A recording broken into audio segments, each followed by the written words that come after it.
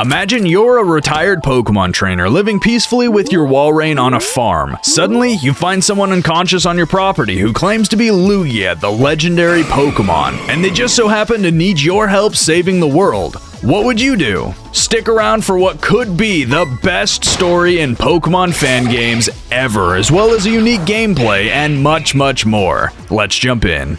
The game opens with a mysterious human transforming into Lugia while being reprimanded by an unseen voice. As a fierce storm ravages the region, everyone seeks shelter, and Lugia comes face to face with Kyogre. Are you gonna finish me off once and for all? I will not allow the cycle to stop. I thought I could trust you, but apparently you are just another traitor. And with that riveting and mysterious intro, we begin our journey. With the storms finally subsiding and our trusty partner Wall ready to greet us, it is time for another peaceful day of work on the farm. But today Wall seems overly excited as it races towards the beach. Curious what could have gotten our old partner so energetic, we make our way after him. It's there that we find someone passed out in the sand with a small blue Pokemon frantically pacing around them. Surprisingly, the Pokemon speaks to us. The passed out stranger seems to be stirring, and after the Pokemon asks us to help, we pick them up and carry them to our home. There, the Pokemon introduces themselves as Fiona and informs us that this person is its master who's been injured. The strange person suddenly stirs and wakes up,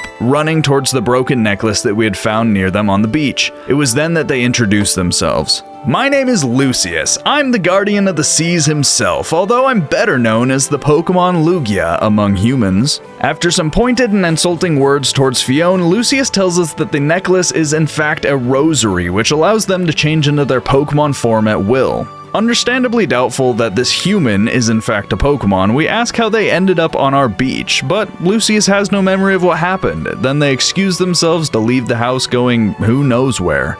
Oh well, there's plenty to do still in the gardens. With a long day of work completed, we find Lucius still on the beach holding their broken rosary, and after exchanging some words with our less than pleasant guest, we go to leave, and they ask us how they can leave this place. We tell them they obviously could swim or go through the forest to town where they can rent a ship, but with no money they would have a hard time doing so. They then ask for our help with the promise of a wish granted afterwards.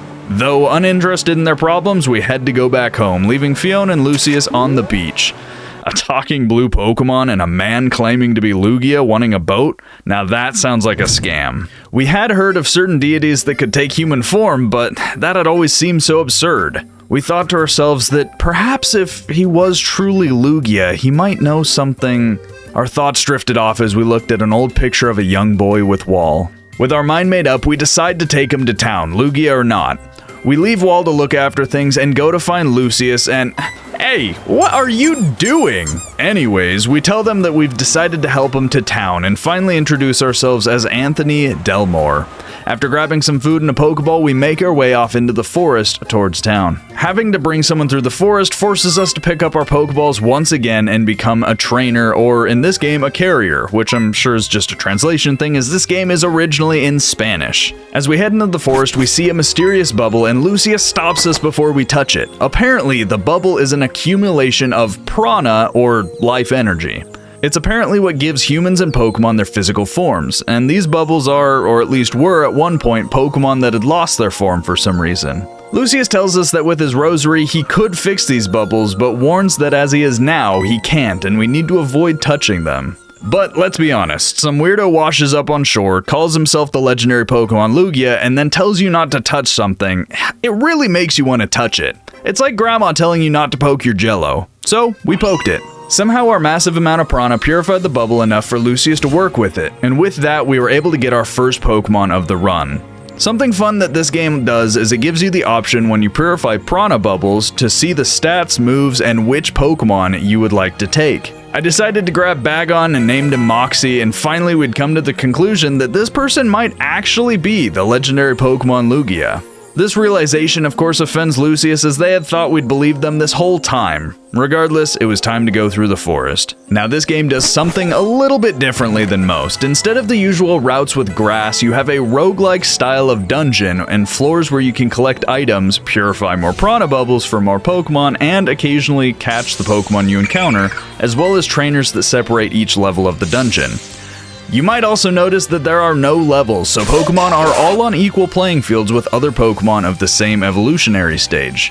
What's most important is your typings and the moves typed like physical or special. We also end up catching a lot of Pokemon in this run and rotating through them constantly, so I won't be introducing them all like Rotund Arceal, but you'll get to see highlights and major battles. Anyways, while making our way through the forest, Lucius continues to try convincing us of his legendary origins, but let's be honest, this dude could just be a wizard or something. He's got the robe and the funky looking hair for it. He then tells us that we need to enlist the help of the guardian birds, or Articuno, Zapdos, and Moltres, to fix the rosary. It was imbued with their power, so we had 3 separate islands that we'd have to travel to. After some time, we managed to reach town where we met our friend Preta at a bar. She seemed to be terribly drunk, and apparently Preta was the last person who had her ship, and we needed to use it to travel between the nearby islands. Unfortunately, she tells us that she no longer has it, since she had pawned it off to someone at the harbor. Angrily, we leave the bar, and after talking with Lucius for a minute, we decide to head to the harbor to see if we can enlist another ship's help. It turns out our ship was actually sitting right there at the docks and had been sold in an auction due to non-payment. Yeah, Preta is not a very good friend, what can I say? We eventually get the woman who bought it to agree to selling it back to us for the price of a bag of pearls, which, when you think about it, a small bag of pearls is like, what, 7,000, 8,000, and a boat? Seems like a pretty fair trade to me.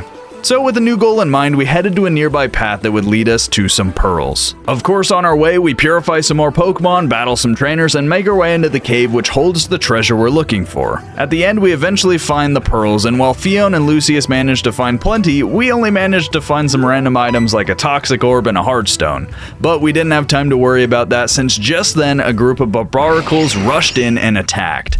Luckily, we made it out just in time and returned to town to rest. The next morning, we met Preta and Lucius, and after explaining the situation, we went to return home after leaving Lucius in our friend's care, but suddenly, Lucius grabbed our cloak. Something has happened to your Majesty Kyogre, and I can't get to him without my Pokemon form, nor can I get to the Guardians. He begged us to be the one to help him. Don't regret not going to the ocean again. For some reason, those words meant something a little more to us. We asked Preta to care for our gardens and old wall, and with a new determination to see this through, we boarded our ship and began our journey. After arriving at the first island, we were met with a soot-filled sight.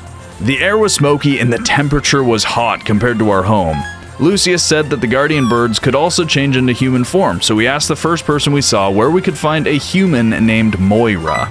Flint's reaction was something of a mix between shock and fear, and after finding out we weren't the merchants he was waiting for, he decided to lead us to her. Moira turned out to be extremely hot. I mean, look at where she's working, an active volcano, plus she's eating coal. Wait, what did you think I was talking about? Anyways, we explained the situation to her about needing a new rosary, and she informed us that she used obsidianite, which is a stone that retains heat very well. Apparently it sells extremely well to the island where the first resides, which I assume is Articuno, the first? Little Pokemon lore session for everyone. Did you know that the 3 legendary birds are named 1, 2, 3? I'm serious. Their names are Arctic, Zap, and Molt, like ice, electric, and fire, and then Uno, Dos, Tres, which is 1, 2, 3 in Spanish. The more you know. After Moira finds out that the rosary is broken, a devious smile crosses her face, and she decides that we're gonna have to work for her help now that we need it. She requests 100 Pokédollars for her help, which is insane, so Lucius goes to take the stone himself. Suddenly, Moira transforms into her Pokemon form, which interestingly enough looks like a Galarian Moltres form in regular Moltres colors. After Fiona puts out the fire in Lucius's hair, we have no choice but to work in the mines for her tomorrow as payment.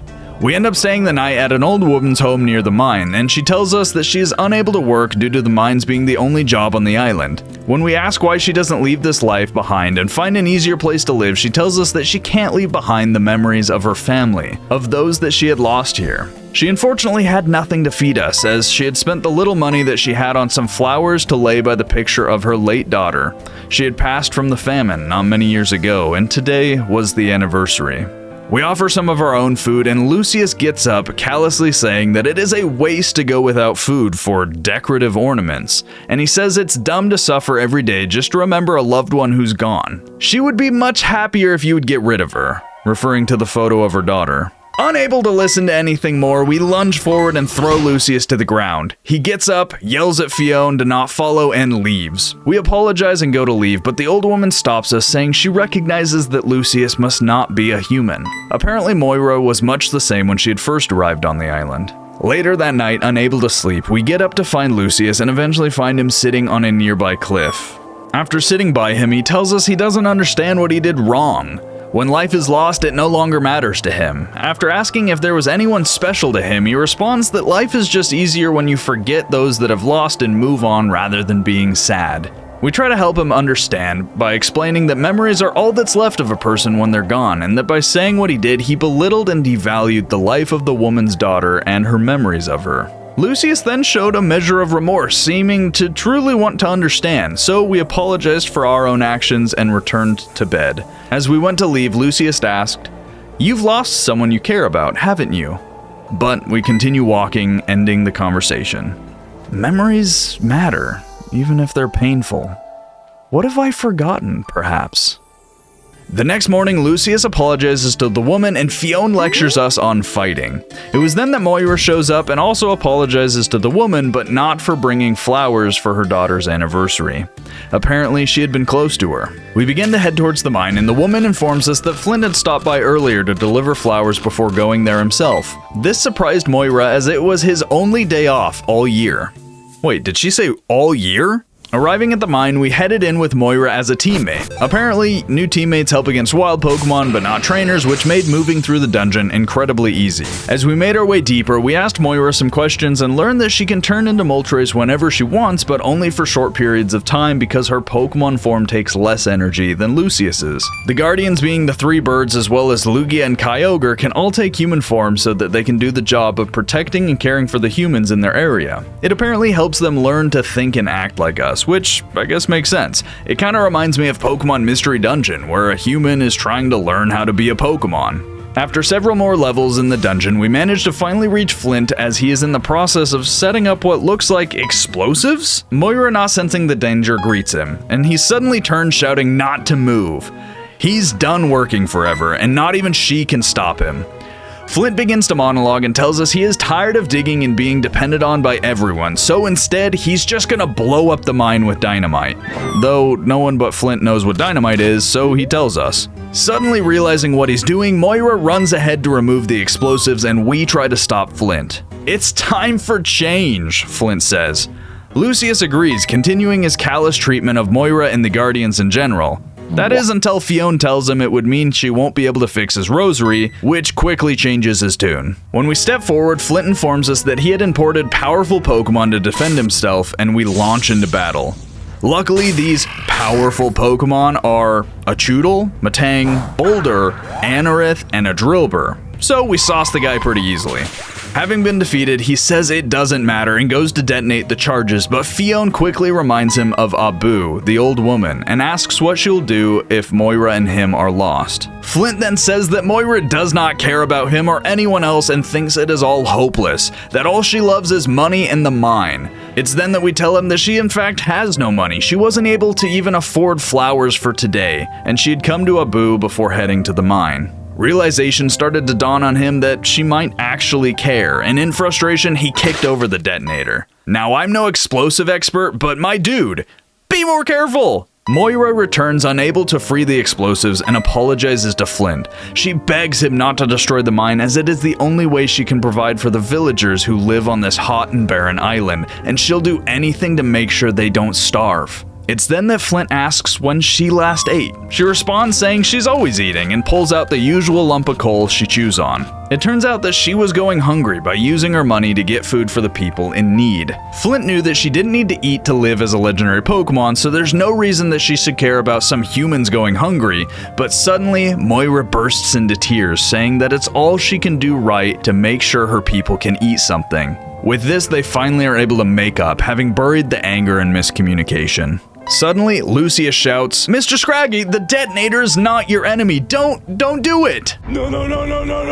Wait. Scraggy punches the detonator and everyone panics. We're narrowly able to escape the collapsing tunnel, but the volcano on the island is now erupting. Without hesitation, Moira takes off to save the villagers. Lucius explains that the only way to stop it is to absorb all the heat and energy that is built up in the volcano, but that would most likely kill Moira in the process. That is, unless we were able to battle her and force her to release her energy as she absorbs it. Why not? Pokemon battles solve everything, especially when you have a super strong legendary Pokemon who's been strengthened by an erupting volcano.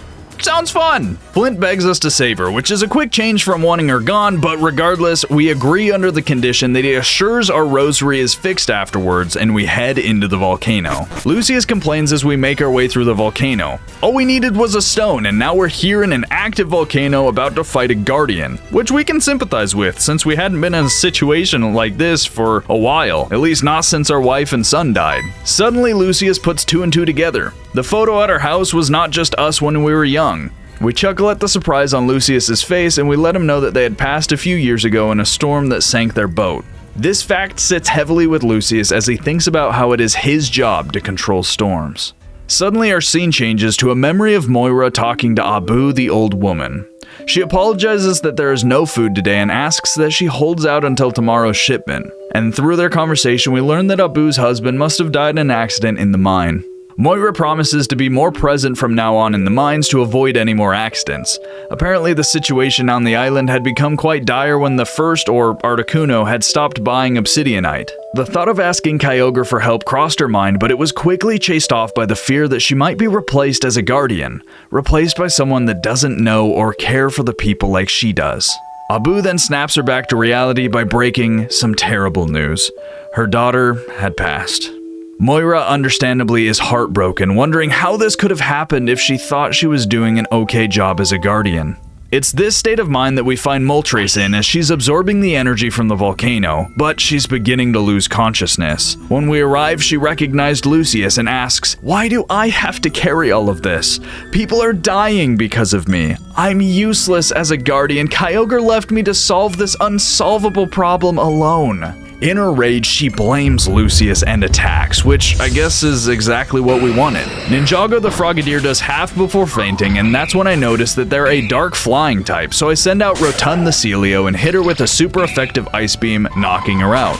Or so I thought. She apparently has a second health bar with an alarm status, which means we have to hit the Pokemon with a resisted move or a not super effective move, or else the damage is greatly reduced and you can't give them other statuses. I also realized that she'd changed to the fire typing. At this point, I have not realized what the alarm status does because, like any pro gamer, I skipped all the explanations given by the game and charged in headfirst, completely blind. Celio went down, so we needed to send in Swole the Azumarill, who immediately got burned. Luckily, we hit a liquidation and still managed to do massive damage. I knew I named you Swole for a reason. A final liquidation managed to knock her out. Having won, Moira returns to normal, and after filling her in on what happened, she asks if she's a good guardian. Surprisingly, Lucius says she is, after listing all the things she's done wrong, like the work conditions, everyone being poor, everyone being hungry, but ends by saying that no one speaks poorly of her. Of course, ignoring what had just happened in the mine with Flint. He also explains that the explosion was likely not because of Flint and her, but rather because of the buildup of prana, making it his own fault. Finally, Moira realizes just how big of a problem we were trying to solve, and apologizes for not helping more willingly. Lucius then whips out his trusty notebook, jotting down some Pokemon he plans to bring back that can produce food for the island like Miltank and Chansey. Grateful for our help, Moira informs us that she can use anything to fix the necklace and not just the expensive obsidianite. So Fiona hands her shell and we promptly leave. Before getting on the ship, Flint apologizes and upgrades our bag so it can hold more items, which is great. It was now time to head north to Glauco Island, where the second, or Zapdos, lived. Apparently she was the youngest and least experienced guardian. When we arrive in Glauco, it is raining and Lucius states that he hates the rain, which might be why Lugia is not a water type, even though he's the guardian of the seas? Anyways, we overhear some commotion from a guy in glasses threatening a person with a beware hug for not getting what he had asked. And we all know how beware hugs go. I'll pass. When the man runs off, the person with the beware recognizes Fiona and says that he knew of the past sea guardian Manaphy. They then introduce themselves as Minos the Apothecary. Apothecary? They introduce themselves as Minos the Apothecary and lets us know that Zaza, or the human name for Zapdos, is in the forest as they don't come to town often. We head off to find her but can't go into the forest without a permit, so we ask Minos for one and he tells us to go eat at the local restaurant while we wait. When we arrive, we tell the restaurant that Minos had sent us and we notice an odd change in the behavior by the waitstaff, but they inform us that we'll get a discount and sees us to our table. Lucius orders Finion wrapped in Surskit syrup with Budoo's Dew and Snover berries. And honestly, I don't know what's more concerning, the idea of Surskit syrup or Snover berries. Can someone please explain to me what those are supposed to be? I mean, honestly, it kind of sounds like it slaps. Like, can I get some Krabby Cakes with a little Macargo hot sauce? Oh, and put some Jigglypuff jelly on my Togepi tarts. Okay, I'm done. The restaurant ends up being out of everything except Magikarp, and after some protests, Lucius agrees to it. So we eat some useless fish and go on to return to Minos, but suddenly, Lucius collapses in the street. Unsure what's happening, we rush him back. Minos tells us that there is a lot of prana in his blood, which is likely from the Magikarp and the pollution due to the cycle not working anymore, which I'm assuming the cycle is what keeps everything in order and is what we're trying to fix. He says he has a cure, but he needs a certain ingredient that can only be found deep in the nearby forest, Ribombi pollen. So we take off to find it, but something about this guy is just not sitting right with us. After we leave, Minos begins talking to himself. How convincing that sounded, huh? They've swallowed everything I've told them. Apparently Minos had the restaurant slip Paralyzer into Lucius's food. As we headed into the forest, we realized that without Lucius, we can't catch Pokemon from Prana Bubbles, but we can catch Pokemon more often from battles, so we begin our journey through the forest dungeon. Partway through the forest, we ask Fion why they care about Lucius so much when he treats her so poorly. Apparently, they just believe that Lucius will become a worthy guardian just like Kyogre said. While Lucius doesn't trust the Fion because of their previous master and guardian Manaphy, she still wants to help and believes that she'll one day hear the words thank you from Lucius. Apparently, Manaphy had betrayed Kyogre. Meanwhile, Minos was running experiments on Lucius's blood as well as reading through his notes. He thinks he might be able to find a way to stop the bubble disease himself, and that Kyogre and the Guardians should be replaced by humans. Eventually, we find the end of the forest as well as the Ribombi and ask for the pollen. They warn that if it stops raining on our way back, the scent will call wild Pokemon to us, but of course, we have to take it and we head on back. And as you would expect, on our way back home, the rain suddenly stops and we were surrounded by bears attracted to the honey smell. Our plan was to quickly send out all of our Pokemon and run, trying to avoid the Ursa-rings, but suddenly, an Ursaluna shows up. Great, we're dead. Suddenly, footsteps approached at a high speed and an oddly colored Galarian Zapdos appeared. The Guardian had come to save us. After scaring away the bears with a few strikes of lightning, the legendary bird transformed into a young girl, introducing herself as Zaza. We tell her Lucius is sick and what Minos had told us about the prana, but she seems confused, saying that Lucius can't get sick from prana exposure. Concerned for her safety, we all head back to the village. It's there that we find out they're both missing. After asking someone nearby, we realize that the people of this island don't have a very fond relationship with their guardian either. Apparently, she causes so much rain that it ruins the crops and somehow she angers the local Pokemon. Zaza was still trying to control her weather powers and was just trying to help. After enough insults are thrown at the young guardian, we step in and they claim that a trainer like us should know when to throw worthless Pokemon away. Who does this guy think we are? Damien? Like, this dude gave up a Charmander and left it for dead because he thought it was weak. Like, where does he get off? We all hate this guy. We know Pokemon can be imperfect, just like us. The person then tells us Midos left to the lake with Lucius and Beware not long ago, so off we went to find him. With Zapdos accompanying us in normal battles, plowing through the maze of trees was a piece of cake, and again, I love that their Pokemon forms are the Galarian forms, but with normal colors. Are they supposed to be shiny? As we travel, we are given a chance to talk to Zaza, and apparently her and Lugia are not close, but the Fion love to play on the rainy coast due to their hydration ability. We also learn that Kyogre is sick, and that's the reason for the prana going out of control, and that's why Lucius is the only one able to heal Kyogre and fix it. She told us that when she was first assigned as a guardian, the people hated her because of her inexperience, which caused issues. She also said that the only person that seemed to like her was Minos, as he was always asking her all sorts of questions about the Guardians and Pokemon. She enjoyed the company, but I get the feeling that Minos wasn't asking because he likes Pokemon. At the lake, Lucius is being interrogated by Minos on how to fix the prana bubbles, but in classic Lucius fashion, he's throwing a tantrum and being stubborn.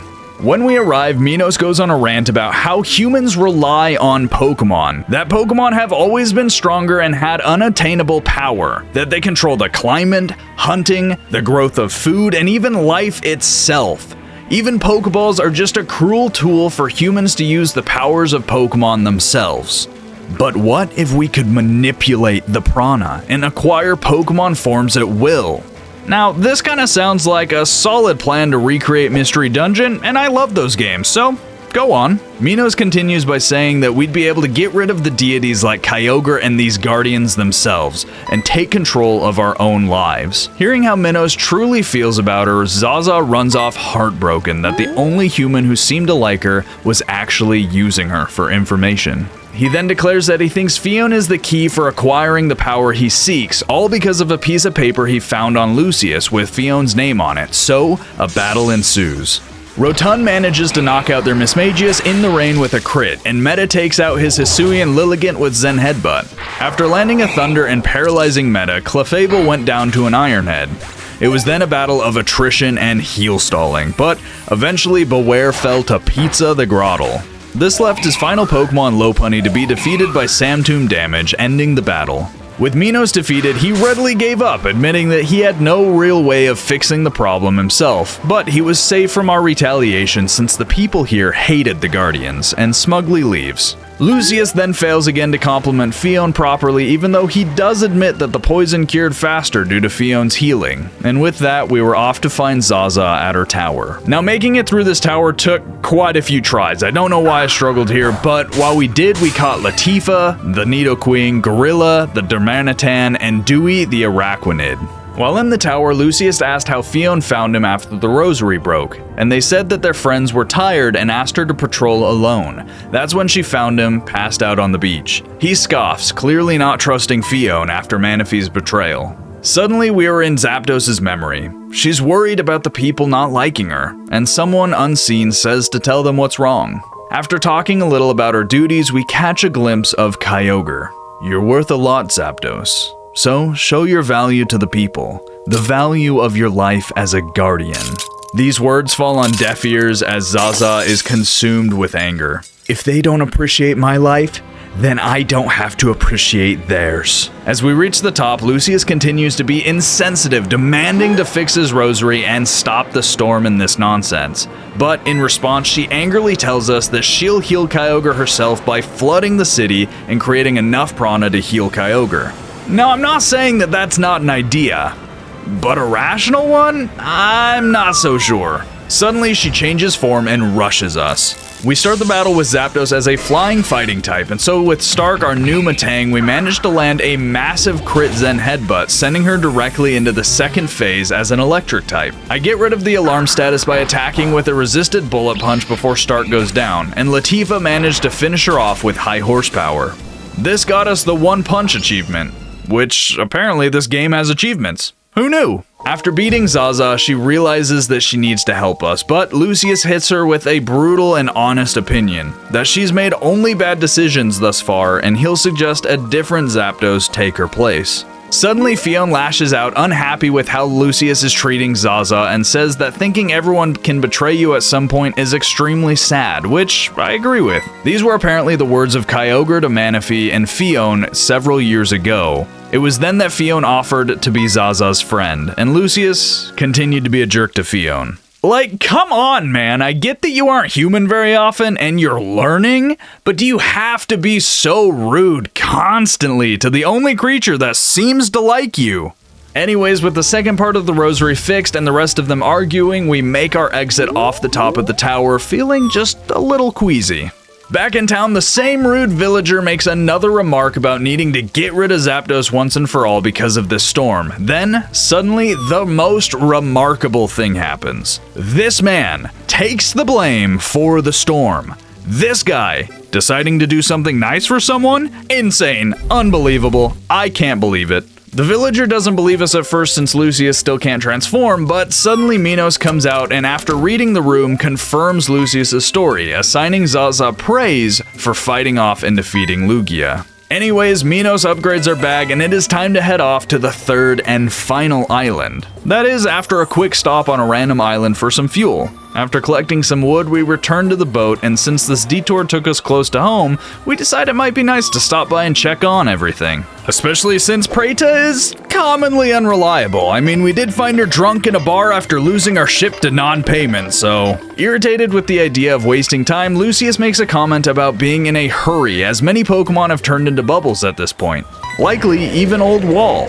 With that frightening realization, we ignore Lucius's complaints and rush home in a panic to check on our dear friend. Wall! Old Wall, are you still there? We shout, bursting through the door. Preta greets us and lets us know that Old Wall went to the beach last night and didn't come back, but he was likely just playing. With a sinking feeling, we run out. It's there that we find a single gray bubble, unlike anything we'd seen before. After inspecting it, Lucius informs us that its prana had been cut off from the cycle and it was irreversible. In a fit of rage, we lunge at the bubble, thinking we could just do the usual, but Lucius firmly stands in our way. He won't let us risk our life touching it, and reminds us that we had taught him it's more important to respect those we've lost. Wall wouldn't want us sacrificing ourselves for nothing. Suddenly, the bubble pops. Wall is gone. Beaten, we sit on a nearby stump, and Lucius asks Fiona to wait at the house as he attempts to comfort us. As Lucius listens, we finally open up. We blame ourselves for losing our wife and son, and now not being here with Walrein. It's our fault, since after traveling the world as an adventurer with our wife, we'd finally settled down to raise our son, and when he had turned 8, our wife wanted to take him to new regions, to give him experiences and training that we couldn't give him here on the island, and we said no. We were afraid to lose something we had worked so hard to build, our family, a home. After the argument, our wife took our son Kyle and they left on a boat, and the next day, we got news that a storm had sunk the ship. All we do is make mistakes. We're a bad person. Lucius then tells us that we're wrong. We saved him. We helped fix the rosary. We fought off legendary guardians and helped them see reason. Just that we've been wrong a couple times doesn't mean anything. Truly bad people wouldn't regret their mistakes. Lucius says, "Do you think that by going with your family, you could have prevented the storm? I didn't even notice it, and I'm the guardian of the sea. I'm trying to fix what I do wrong, because spending time regretting is of no use." After a moment, we chuckle and thank him for listening. We return home feeling just a little bit better. Back at the house, Fiona was desperately trying to stop Preta from eating these absolutely scorched croissants, and so we decided to take a short break and make some fresh ones for her. With our bellies full and our spirits bolstered, it was time to head back to sea and make our way to the third and final island. Arriving on the island, we're met with a quiet and frigid, cozy-looking town blanketed in snow. But after looking around, we notice that there's no lights on and no people out and about. On a nearby notice board, we find some posted laws like the import of any type of product foreign to the island, as well as its consumption, is prohibited. It's prohibited to stay outside from Sunday to Monday. No noise is prohibited when crossing the bridge. Scratching, sneezing, or yawning in public is prohibited. Some of these rules are absolutely ridiculous, and they might explain why they stopped buying obsidianite from Moltres. With no one around and no way to get inside, we contemplated our next move while making plenty of noise on a bridge. 'Cause rules are meant to be broken. Lucius tells us that Articuno is a cold and expressionless person that has little to no compassion, and with a whole 786 rules for the people to abide by, it ends up being the least problematic island of the three. Lucius then abruptly turns and calls to a mysterious figure hiding out of sight. It's then that we're introduced to Oliver Gaunt, the lawyer. It turns out that this man was hired by a resident on the island and they're nowhere to be found, so he was listening in to our conversation. That's when Lucius informs us that the rule breakers go straight to prison. No trial, no bail, you're cooked. With that knowledge, Oliver sends out his Corviknight and heads off to the prison, and we follow through the forest, eventually making it to an open area. Lucius, as per usual, began acting like a child, complaining about the snow and that his feet hurt, and trying to cheer him up, Fiona decided to playfully throw a snowball at him. And then, suddenly, they were turned to ice. Articuno then descended, introducing themselves as the final and most voluptuous of the 3 guardians, as she informs us that Fionn had just broken the rule of no conflict of any kind. By virtue of rule number 932 of the Regulations of Tulsa Island 18XX Article 4 subsection 2 of section B, snowball fights are no exception. It seems with Kyogre missing from his duties and the prana going out of control, Artica, the first guardian, had decided to expand her rules and enforce them strictly. She tells us that all the city's inhabitants are in prison for breaking various rules, and Fionn is now the same, then takes off to the prison.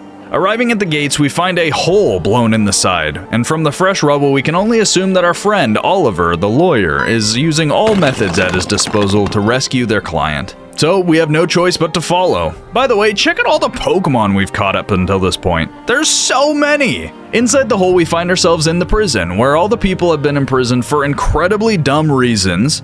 Except for this person. Apparently they were playing a weird flute and were about to summon Giratina, and I don't know what kind of flute that would be. But if it's anything like Arceus's Azure flute, it looks like this, and is an ancient relic, which, like, come on! Why are you putting your lips on old crusty flutes? You deserve to be here. Anyways, we find Oliver, and after explaining to us some serious lawyer stuff that we just don't understand, he simplifies it, and apparently there's a way to get everyone out of here through Artica's rules. We just have to get to a trial and prove that throwing a snowball was not Fionn starting conflict. That, or get Artica to break one of her own rules. On our way to the courtroom, we ask Lucius why he defends Kyogre so aggressively, even when he might have done something to Manaphy to deserve his betrayal. He tells us that he once lived on the bottom of the ocean for years in a dark, lonely pit. Until Kyogre charged him to be guardian. It's to him that he owes the experience of light, the world, and all the delicious food. He couldn't believe that the same Kyogre would do something like that. We finally managed to arrive in the courtroom just as the trial was ending with an interesting conversation between the two. Oliver manages to stall claiming to be Fionn's lawyer, and we arrive as witnesses, causing the trial to start over. Artica decides to be both a witness and a prosecutor and judge, which seems perfectly fair and not at all an abuse of power in any way. Anyways, after reenacting our own little version of an episode of Suits and Lucius almost ruining the trial by being his typical childish self, we eventually lose our temper because arguing with a bird about a million different petty rules that she set is ridiculous. I don't care what you think. Throwing snowballs is not and never will be a bloody conflict. The people here will end up just as cold, unpleasant, inexpressive, and as dull as you. Now, I will say this might have been just a little overboard, but come on, these rules, they're getting insane. With reason seeming impossible to get across, we decide that there is only one option. We would handle this with force. As we jump into battle against Artica, Stark the Scizor lands a massive U-turn as we switch into meta for an Iron Head. Her Shadow Ball then takes us out, and Stark dodges a Hurricane to land another U-turn, sending her into the second phase as an Ice type. We then send out Swole to tank a few hits as we heal up meta to once again come in and do massive damage with Iron Head, surviving on just 10 HP, landing its final blow. Although Artica had been defeated, she still refused to release the people, and Oliver, a lawyer true to his contract, decides that if she won't see reason, then he will resort to force as well, and commands his Pokemon to attack as well as Caporaja using Earthquake until the building is left in ruins. With the earthquaking, a crack opens up in the floor, and we barely managed to catch Artica before she fell. But Oliver, having completely lost his cool, pushes us straight in. The end. I'm just kidding, of course we live, we're the main character, though the fall seems to have injured our leg. While resting for a minute, Artica asks why we tried to save her even though we clearly hate her, and we explain that we don't hate her, we're just reminded of our own mistakes and unwillingness to let people grow and change. She then tells us that when she first became a guardian, all she wanted to do was gain the people's trust. They ended up giving her rules to follow that she could prove her trust through. Do not speak without being asked. Do not rest without having built a new house that day. Do not enter the city without bringing food for the people to eat tomorrow. Little by little, they began to trust her. And, I couldn't have said it better myself. They were just taking advantage of her. What the heck? Anyways, after some time, she began to impose her own rules, keeping people safe and putting a stop to crime, and whenever she made a rule too strict, Manaphy or Kyogre would stop her. But with both of them gone, the only thing she could think to do was make the rules even stricter to keep the people even more safe. We ask what she means by Kyogre being gone, and she informs us that the prana is out of control, and it likely means that he is close to death and that something must have happened. Suddenly, her stomach growled. And being the dapper gentleman that we are, we offered a croissant that we had saved. With a delicious snack and plenty of rest, Artica turns back into her Pokemon form, heals us with Heal Pulse, and we're off to escape the dungeon, but not before she informs us that our actions had broken several more rules. Thankfully, she was willing to forgive them as long as we were willing to make sure Lucius fixed the prana issue after she fixed the rosary. Unfortunately, she says that Fiona and the others would have to stay and serve their sentences, since she refused to set bail, keeping things fair for those that couldn't afford it, which I guess makes sense. Eventually, we made our way out through the dungeon after battling a ton of Pokemon, and finally we arrived in front of the main man himself, Oliver. Surprised to see us and worried about the repercussions of trying to kill us, he sends out his Pokemon, but this time, we're ready.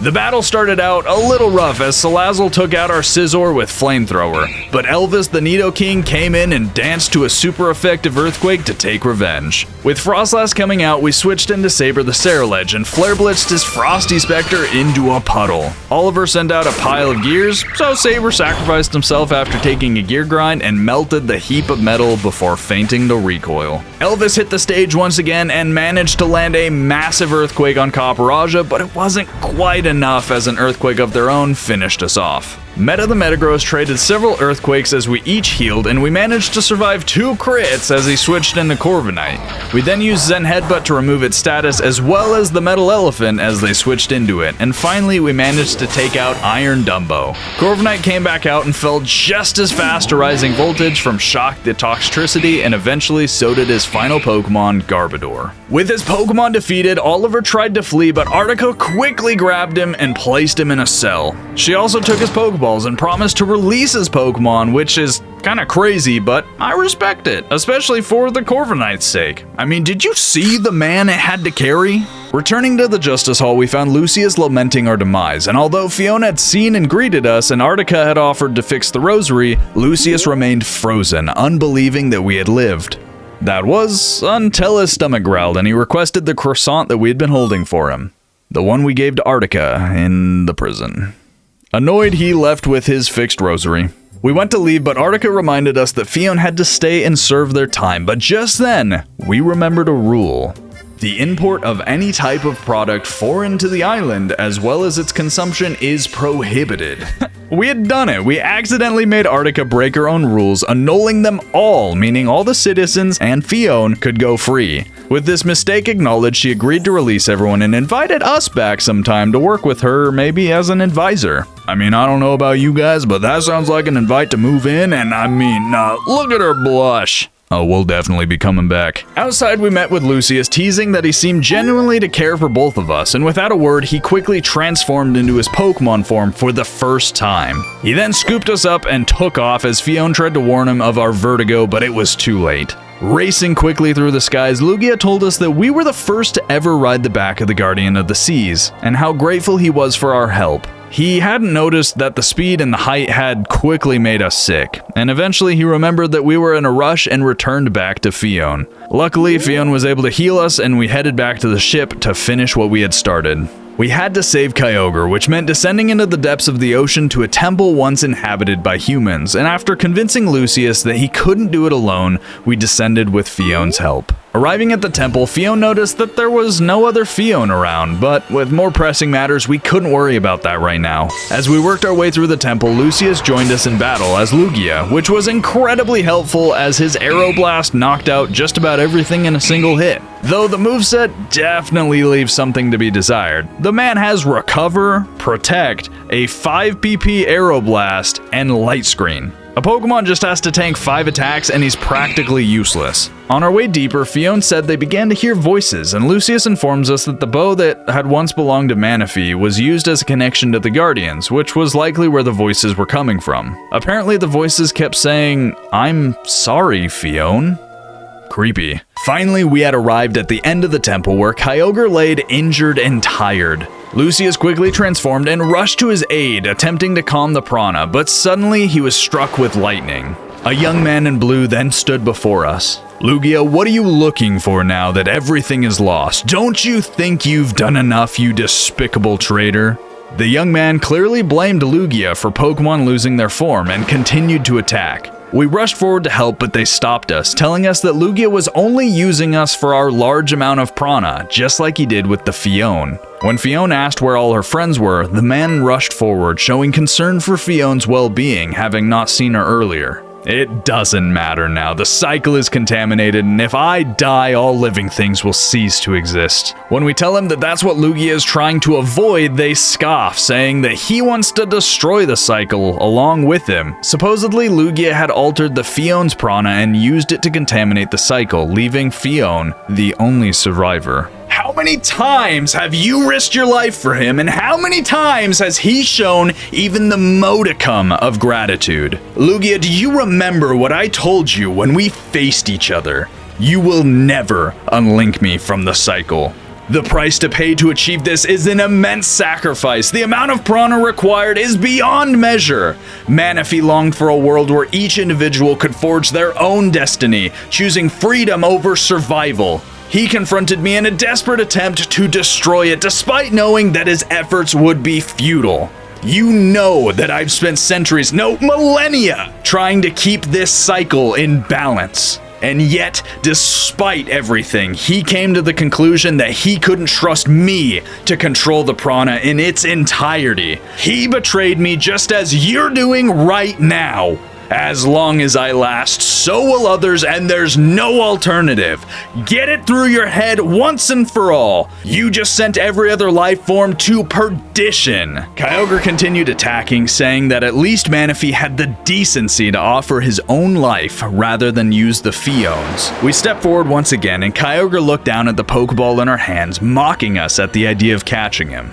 It's already too late. Even if Lugia tried to calm the prana, we will all slowly lose memory of our forms. All reminiscence of what we were will fade from the world. Somehow, after hearing all that Kyogre had to say, Fione still believed in Lucius and rushed to his side to heal him. It looks like we'll have to stall Kyogre. This was apparently a battle of stamina, where we needed to last 15 turns, and with only 6 potions, we would have to be smart, especially with a moveset like Thunder, Ice Beam, Earthquake, and Liquidation. My Pokemon and I fought with all of our hearts, unable to damage our foe, withstanding blow after blow, but slowly my Pokemon continued to fall. Finally, I used my last potion, and we were left with 2 Pokemon. Kyogre then stopped attacking and compliments the bond that we had with our Pokemon, lamenting in the fact that most humans and Pokemon would never be so united. Meanwhile, we're panicking because we couldn't even scratch Kyogre, and he's already incredibly wounded. Just then, Lucius loses shape, becoming pure prana. Kyogre tells us that he's part of the cycle, just like everything else, but wonders why Fione kept its form. We demand that Kyogre helps us as Lucius was able to use our prana to fix the other bubbles. Surely he could do the same. The Lord of the Seas doesn't seem to believe us and asks, Anthony, have you ever felt like anything around you wanted to kill you, especially the sea? Fione confirms that water-type Pokemon were constantly attacking us for no reason. Then your prana is independent of the cycle. What is your full name? Has this ever happened to anyone in your family? We answer telling him our name is Anthony Delmore, and tell him of our wife and son and the storm. Kyogre looks distraught and finally tells us his human name, Ethan. Apparently this mysterious cycle tries to get rid of anything and anybody that is no longer part of it, just like our family. Back when it became contaminated, Lugia had confronted Ethan. Lugia, I can't forgive you for what you've done, but I will give you one last chance. Ethan instructs us to touch the bubble. It's up to Lugia now to choose whether or not to return to his original form. Within a dark void, we see Lucius in a panic. I must return to Fione, to Mr. Anthony, to His Majesty. As he runs into seemingly endless darkness, Fione appears, asking where her friends were. Lucius tries to dismiss this and says they'll look for them later, but Fione accuses him of knowing where they are, of being the one who had gotten rid of them, because he hated them, and disappears. Lucius continues pressing through the darkness, stumbling upon Anthony, or at least what he thought was Anthony. He tries to get him to help and find a way out, but suddenly Anthony exclaims, "You let my family die in a storm! You don't deserve to have anyone on your side." Left alone again, Lucius presses on, sad and confused, but then he finds His Majesty Athan. "Lucius, you should never have left this place. You were incapable of valuing any of the lives that inhabited the world, and you followed orders without any will of your own because you feared being rejected and being sent back to the darkness. You are selfish, and no one cares about you." Manaphy loved life so much that they sacrificed themselves to set everyone free from the cycle, even if it was impossible. If you consider yourself a guardian and don't wish to die, then defend yourself here and now. Kyogre then attacked, but Lucius finally understood. These weren't real people. This isn't real. He sees the rosary out of the corner of his vision, and suddenly he dashes for it, dodging Kyogre's attacks and just barely unable to make it in time to transform. But then, the 3 legendary birds appear to protect him. "You mustn't give up. You must escape," they say, their voices distant. "The world is in danger. Help them."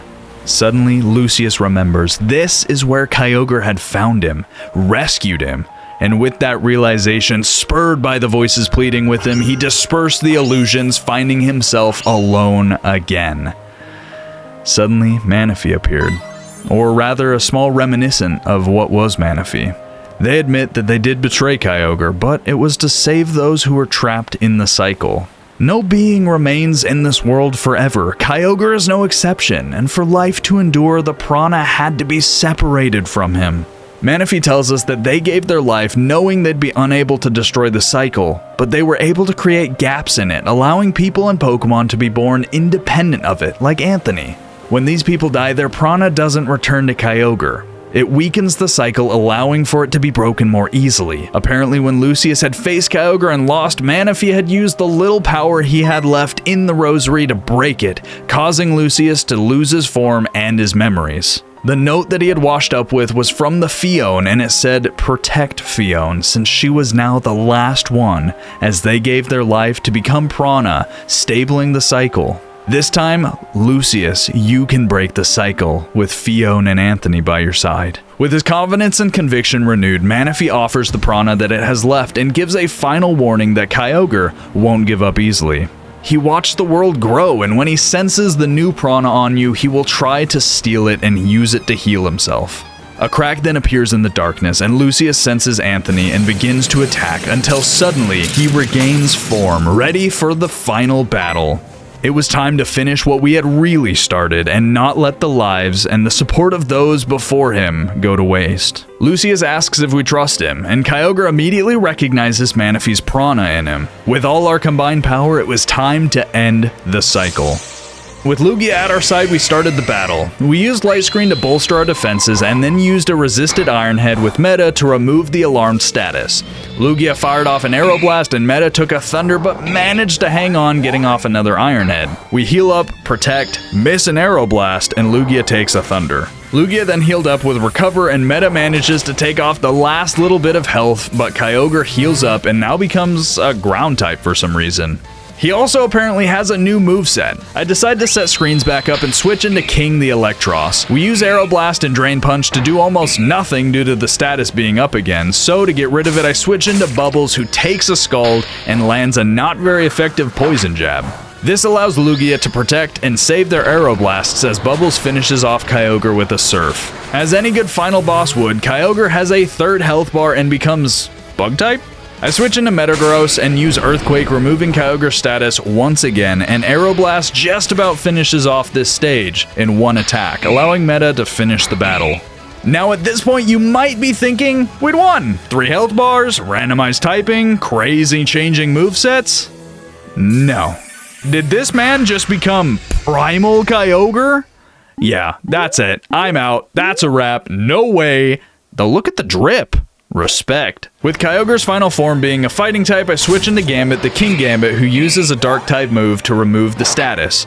We barely live 2 water spouts, and it's then that Lugia finishes off the battle for real this time with a super effective Aeroblast. Ethan, realizing he had lost, finally shows his true feelings. That he was scared. Scared to leave everything behind that he had seen being born. Lucius having truly changed over the course of our journey and having learned the importance of those coming and going from our lives and the importance of reminiscence. He reassures Ethan that he won't be lost as long as there are memories and people to remember. Stop, please. I don't want to hear your little speech about memories and life. I don't care if they remember me or not. I don't want to abandon them. I don't want them to abandon me. Lucius responds, happy to hear that he's selfish for once. Well, you have always been pretty selfish yourself. It's different now though, right? One way or another, right now I want to trust you.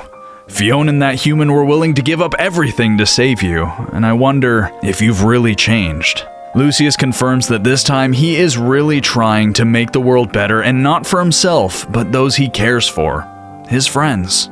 If that really is your resolution, I leave everything in your hands, Lucius. Suddenly, the temple begins to crumble, and Lucius transforms to fly us out quickly. We land on a nearby iceberg, and then suddenly tons of prana bubbles move towards us. Apparently ending the cycle had caused all Pokemon to lose their forms. Determined, Lucius flies into the sky. With the power given to him by Manaphy as well as the other Guardians, Lucius begins to return form to the world, though he begins to lose consciousness from how massive the amount of prana is that he's expending. That is, until he remembers Fiona's bow. Even though it's Fiona's most precious item, they give it to him willingly, and with it, the remaining energy from Manaphy. He gives a final cry, returning all Pokemon to their original form before transforming back into his human form, collapsing. With the crisis averted, Lucius thanks us and Fiona for all that we had done, and asks us what we'd like to wish for from the Guardian of the Sea. After thinking about it for a minute, we decide to take the book that he's always writing in, because it's annoying. It turns out to be just a bunch of nonsense, since this guy can't apparently read or write, so it's just a bunch of scribbles. Are we sure we want this guy as a Guardian? Is it too late to change? Several days later, we wake up back at our home. Life back to normal, though without Old Wall. Fiona and Lucius then arrive, and we let him know that we plan on leaving this island. After such an insane adventure, we had decided that we wanted to see more of the world and do more than live alone on this farm. Suddenly, Zaza and Moira appear and immediately begin requesting that we move to their island for one reason or another. Artica then arrives and states that we'd be needed for trial on our island for an unknown reason, and it would likely take a long time, so we'd need to move there for a while. It's kinda slick what she's doing there. I see what you're doing.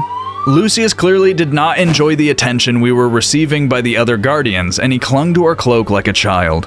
To get him off, we invited him to join us on our journey, wherever we decided to go. He agreed, and with that, we had beaten Pokemon Reminiscencia. If you want more awesome videos like this, let me know by liking and commenting your favorite part from the video. Consider subscribing, and in the meantime, check out these other epic videos that we've made. Peace.